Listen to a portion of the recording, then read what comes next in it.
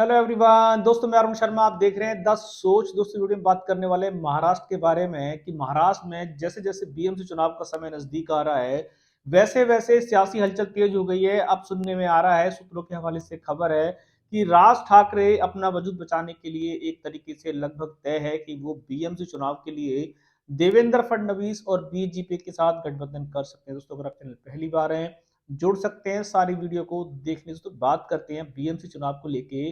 महाराष्ट्र में जहां शरद पवार जैसे नेता भी अपने वजूद बचाने के लिए बीजेपी के आगे पीछे चक्कर काट रहे हैं, तो राज ठाकरे तो क्यों नहीं आएंगे। राज ठाकरे की पूरी पार्टी का एक तरीके से विध्वंस हो चुका था। बीजेपी ने उनकी पार्टी में से एक भी नेता को जीतने नहीं दिया, यहां तक कि वो अपने पुत्र की सीट निकलवाने में भी नाकामयाब रहे। अब उनका वजूद खतरे में लटक रहा है। जैसे शरद पवार हो, उद्धव ठाकरे हो, तीसरे नंबर के नेता राज ठाकरे जो किंग मेकर बनने के सपने देखते थे, पर चाबी तक का भी नहीं पता पड़ा। पर अब मुद्दा यहां गर्मा गया है कि महाराष्ट्र में जैसे सियासी हलचल तेज हुई है, जैसे जैसे बीएमसी चुनाव में सारी पार्टियां अपना दमखम दिखाने के लिए तैयार है, तो राज ठाकरे ने ये आंकड़े लगाए हैं कि अगर वो दोबारा से सिंगल अपना वजूद बचाने के लिए लड़ते हैं, तो शायद बीएमसी चुनाव में उनका खाता खुलना मुश्किल पड़ जाएगा।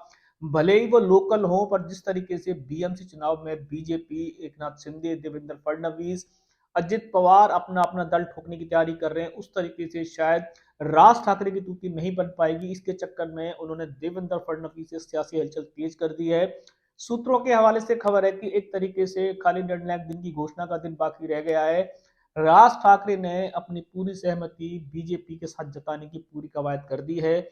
सिर्फ लगभग तय हो चुका है किसी भी दिन राज ठाकरे बीएमसी चुनाव के लिए कभी भी बीजेपी के साथ अपना ऐलान कर सकते हैं। और अगर इस बार भी बीजेपी के साथ भी वो अपना वजूद बचाने में कामयाब रहे, तो राज ठाकरे को अपनी राजनीति पे एक बार गौर करने की जरूरत है कि उनसे कहां चूक हो गई। किस तरीके से वो उनका, जिस तरीके से महाराष्ट्र की राजनीति में बल बोला देखा जाता था, जिस तरीके से राज ठाकरे का कद था, वो इस बार 2024 में विधानसभा में जो कद गिरा है, उसको उठाने के लिए शायद वो जी तोड़ मेहनत करने की कोशिश तो कर रहे हैं। पर बीजेपी के अलावा उनके पास विकल्पों का बिल्कुल अकाल पड़ गया कि अगर वो अकेले लड़े तो शायद बड़ी मुश्किलें हैं। पर किसी भी सूरत में उद्धव ठाकरे को अपने साथ जोड़ने में राजी नहीं है, क्योंकि उनको भी लगा है दोनों डूबे हुए हैं।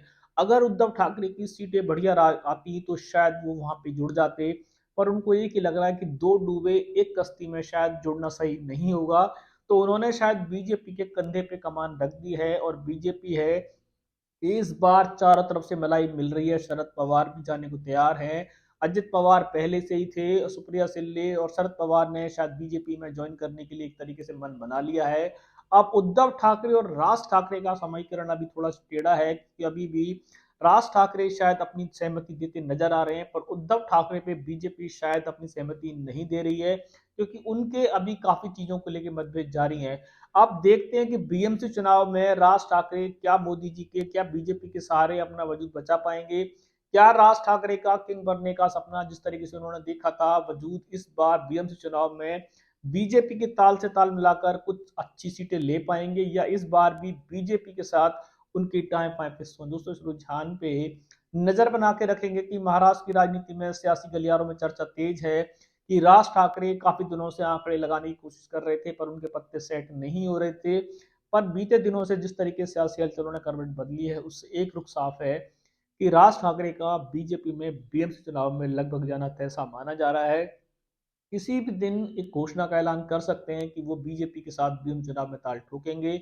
अब बीएमसी चुनाव में कौन किंग मेकर बनेगा, ये तो बीजेपी और अजित पवार, शरद पवार, काफी सारे दल लड़ेंगे, समय बताएगा। इस रुझान पे सर्टिफिकेशन लेके आएंगे। अगर आप चैनल पे नहीं जुड़े हैं तो जुड़ सकते हैं हमारी आने वाली सभी वीडियोस। तो मैं अरुण शर्मा मिलूंगा नई सोच के साथ। अपना ध्यान रखें। नमस्कार।